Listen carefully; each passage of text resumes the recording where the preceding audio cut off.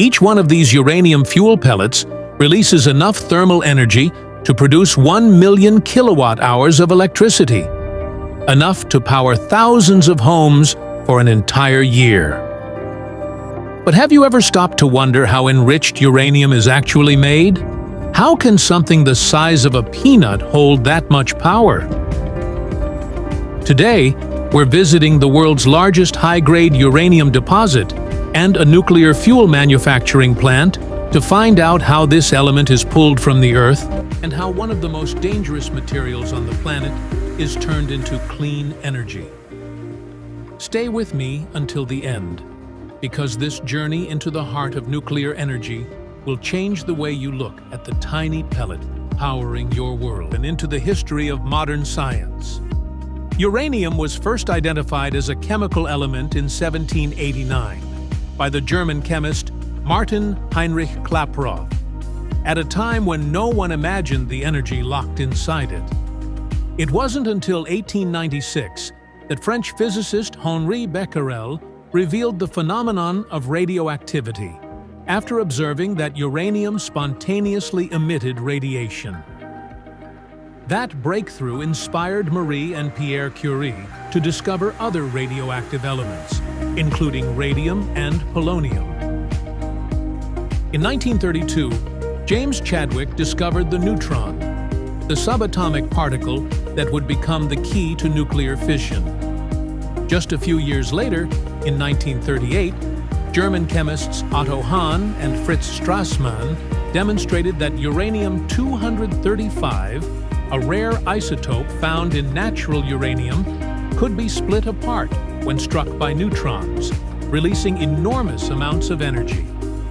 Natural uranium consists of 99.3% uranium-238, which doesn't readily undergo fission, and just 0.7% uranium-235, the reactive isotope capable of sustaining a chain reaction.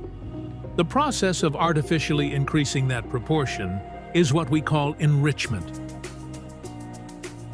During World War II, the United States brought together the greatest scientific minds of the era under the Manhattan Project, led by figures like Enrico Fermi and Robert Oppenheimer. They developed and refined enrichment techniques using gaseous diffusion and high-speed centrifuges capable of separating isotopes based on their slight differences in mass. The most dramatic outcome of that effort was the little boy atomic bomb, dropped on Hiroshima in August 1945, which used highly enriched uranium-235. After the war, attention shifted to the peaceful application of nuclear technology. For use in power plants, uranium only needs to be enriched to between 3% and 5% uranium-235. Weapons-grade uranium, by contrast, requires enrichment levels above 90%, which is why nuclear proliferation remains one of the world's most pressing concerns. Today, enriched uranium fuels reactors that generate roughly 10% of the world's electricity. Everything starts underground. Countries like Australia, Kazakhstan, and Canada together account for more than 60% of global uranium production. The element is primarily found in a mineral called uraninite, typically at concentrations between 0.1% and 2%. But in the Canadian province of Saskatchewan sits the highest-grade uranium mine on Earth, where ore concentrations can exceed 20%, up to 100 times richer than the global average. The challenge is what lies above the ore, a thick layer of sandstone completely saturated with groundwater. To extract the uranium without flooding the mine, engineers use artificial ground freezing. Drill bits tipped with tungsten carbide bore through the rock to install a network of cooling pipes carrying calcium chloride brine chilled to minus 22 degrees Fahrenheit. This sub-zero liquid freezes the water trapped in the sandstone's pores, creating an impermeable frozen barrier that isolates the ore and makes safe extraction possible. Installing each pipe takes up to 8 days, and the full system requires 200 of them. Extraction begins with a narrow pilot hole that guides larger drilling equipment to the ore body.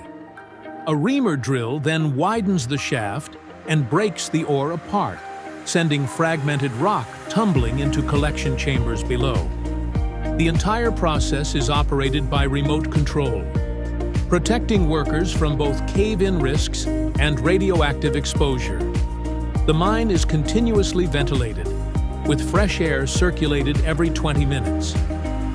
Once brought to the surface, the ore passes through a radioactivity scanner that confirms uranium content, typically between 15% and 18%, which is considered exceptionally high quality. The ore is then crushed, ground into a fine sand, mixed with water to form a slurry, and pumped to the surface. Specialized trucks haul the mixture to a processing mill about 50 miles away. At the mill, the slurry is treated with acid, which selectively dissolves the uranium while leaving other minerals to settle at the bottom of the tanks. The uranium-bearing solution is drawn off, purified through a series of chemical reactions, and heated to 1,560 degrees Fahrenheit. The uranium is then converted into uranium hexafluoride gas and fed into high-speed centrifuges. Inside those machines, the slight mass difference between isotopes causes uranium-235, being fractionally lighter, to concentrate toward the center of the rotor, where it can be separated. The result is a dense, dark powder that's packed into sealed 55-gallon steel drums, clearly labeled with radioactive hazard warnings. Those drums are shipped to a nuclear fuel manufacturing facility. There, the uranium undergoes further chemical transformations, moving between different oxide forms until it becomes uranium dioxide powder with precisely the right properties for pressing. Using several tons of hydraulic pressure, that powder is compacted into small cylindrical pellets, roughly the size of a peanut.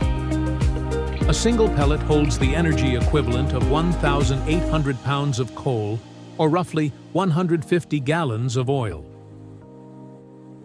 The pellets are loaded into industrial furnaces and sintered for 24 hours at extreme temperatures.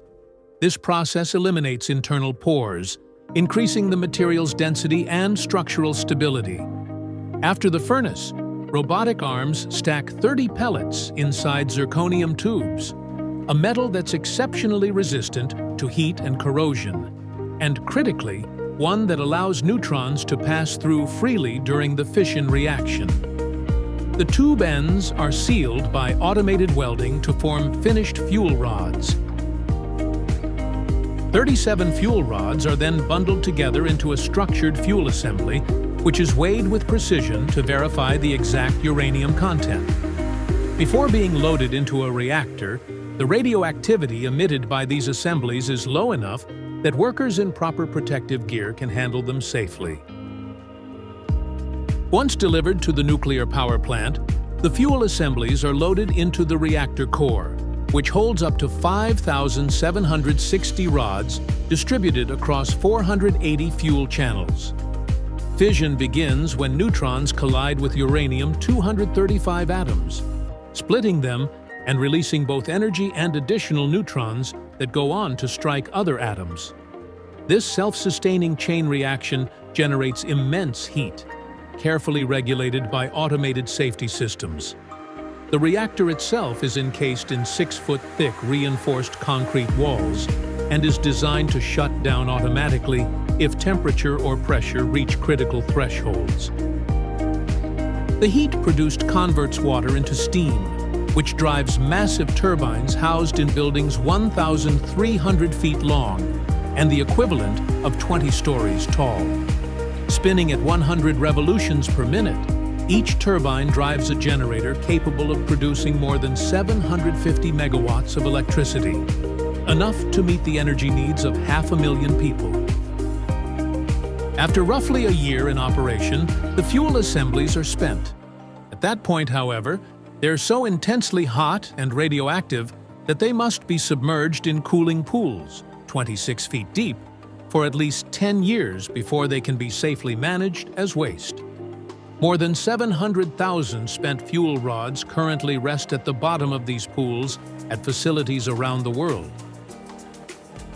Thank you for watching. If you have suggestions for our next video, share them in the comments below. Don't forget to like, subscribe, and stay tuned for more stories through Stories Behind Everything.